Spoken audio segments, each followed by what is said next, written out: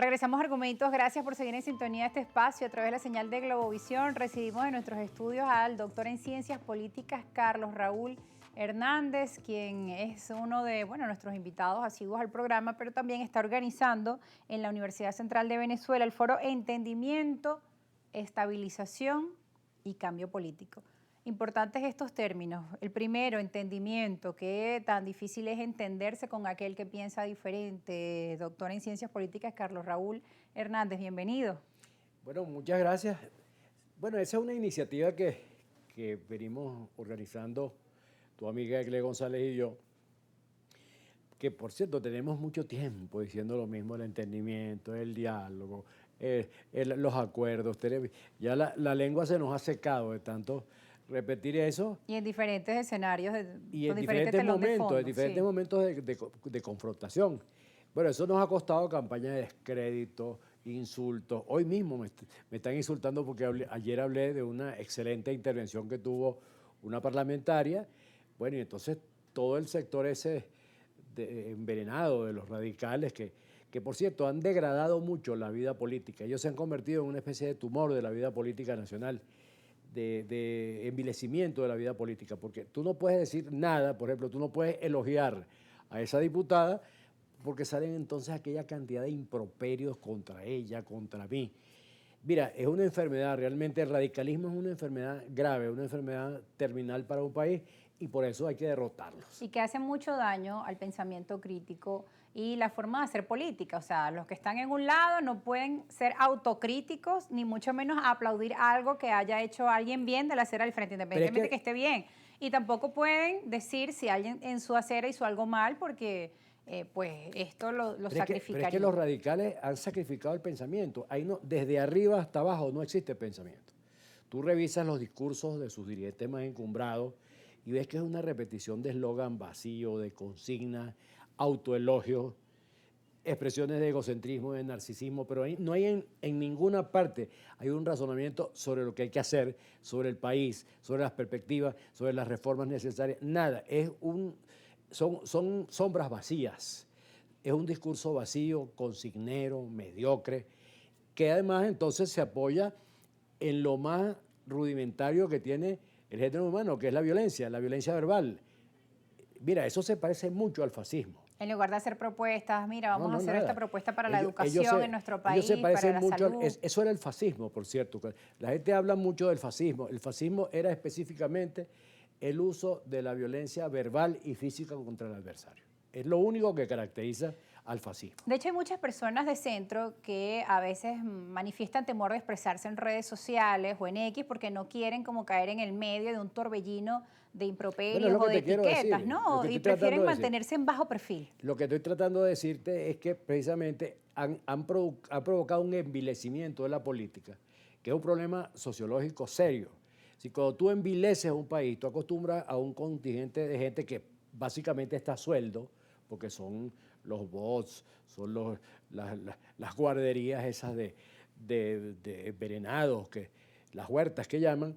Cuando tú haces entender a un contingente que es de cierta importancia en el país, que la única manera de discutir es a través del vejamen, tú estás reprimiendo la calidad moral del país y estás hundiendo a tus seguidores en una basofia realmente intolerable. Es decir, impide la esencia de la política, que es el diálogo, es la discusión, incluso la confrontación, pero sobre la base del respeto natural al adversario como ser humano. No, este es un sector que como carece de ideas, como carece de moralidad, además, porque su moralidad está muy en entredicho, lo único que tienen es el discurso del odio, de la destrucción, del encanallamiento. Es un discurso canalla que se ha hecho habitual. Pero Estados Unidos mismo ha hecho la propuesta de la estabilización, del entendimiento y reconciliación nacional para luego ir a la otra fase que es la transición. Pero muchas personas, sobre todo los venezolanos que están afuera, antes de esta estabilización económica, que quizá el venezolano de adentro es donde tiene puesta su mirada, desde fuera muchos lo que hablan es desde la transición, que es necesaria primero la transición para luego ir a la estabilización. Es que ya estamos entre una transición. O sea, y te lo estoy diciendo con criterios... Estamos viendo los cambios, por ejemplo, veíamos ahí en el primer segmento. Te lo digo con criterios absolutamente técnicos. Es decir, en general no se debe usar el término transición salvo cuando es un proceso terminado, donde hubo una transición. Pero en este caso estamos comenzando una transición. No sabemos cuál será su suerte. No sabemos si se impondrá o se impondrán las fuerzas retrógradas, reaccionarias, enemigas del cambio, que tienen mucha influencia, tienen mucha injerencia en la vida nacional, porque son varios frentes de enemigos del cambio. Por un lado, bueno, déjame decirte en primer lugar que lo que pasó el 3 de enero en Venezuela es sencillamente el castigo de un liderazgo político que durante 27 años no fue capaz de ponerse en orden consigo mismo y de lograr una salida a la crisis del país. Es decir, 27 años de incompetencia absoluta obligaron a esa trágica solución que fue el 3 de enero. Es decir, el enjuiciamiento, el castigo más grande que ha podido recibir un sistema político por su incompetencia fue el que vivimos nosotros ahí. Y también se habla de, bueno, de que lamentablemente las mesas de diálogo entre el gobierno, estaba presente el gobierno y ese sector lamentablemente no funcionaron nunca, es decir, ambos lados. Los diálogos fracasaron, no fueron capaces de ponerse de acuerdo. Y entonces, como no se pusieron de acuerdo en su casa, tuvo que venir el vecino de arriba a poner orden, que es una tragedia para un liderazgo político.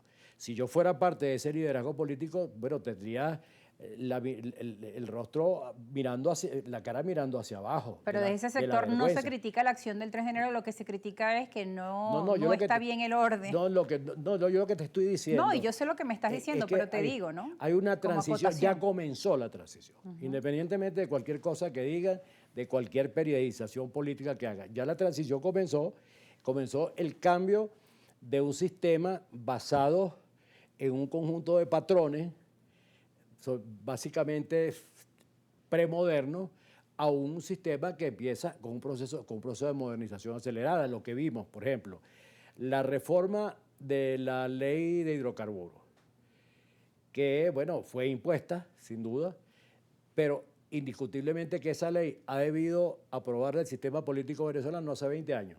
Una ley con esas características. Y eso lo hablamos aquí. Sí. PDVSA no aguantaba más, PDVSA está convertida gracias al exceso de nacionalismo económico populista en una especie de cementerio de escombros tecnológicos, y para poder crecer PDVSA necesitaba la inyección de capitales extranjeros, porque la recuperación de PDVSA vale 100.000 millones de dólares.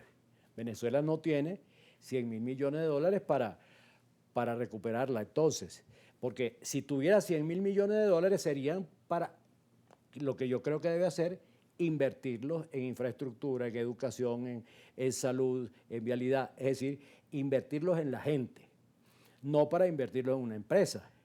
Entonces, para eso se necesitaba reformar la ley para que los capitales pudieran ir directamente a la producción de petróleo, que es lo que ha logrado esta ley. Bueno, los venezolanos no supimos hacer esa reforma y tuvo que venir desde fuera. O sea, un castigo a nuestra incapacidad para resolver ningún problema. Pero ahora se están haciendo de forma rápida y acelerada este tipo de cambios, algunos con cuestionamientos, algunos empiezan a criticar que hace falta más tiempo, pero lo cierto es que muchos de estos temas ya habían sido discutidos en el pasado, en otros momentos, y ahora finalmente pues bueno, pero es que tiene que haber cuestionamiento, es normal. Claro. Porque hay gente que se opone a los cambios. En toda sociedad hay sectores reaccionarios que no quieren cambios. En Venezuela en este momento, frente a la ley de amnistía. Estoy hablando de la ley de hidrocarburos. Lo que me refería es que un sector reaccionario, el sector con una vieja mentalidad populista, nacionalista, le choca la apertura petrolera, porque siempre la han odiado. ¿Cómo es posible que vayan a entrar los capitales a nuestra virgen industria petrolera? Bueno, eso existe. Pero por otro lado, hay otros sectores, en este caso de la oposición, que no quieren que el país cambie porque considera que mientras peor estén las cosas, más se favorecen ellos, que son los radicales.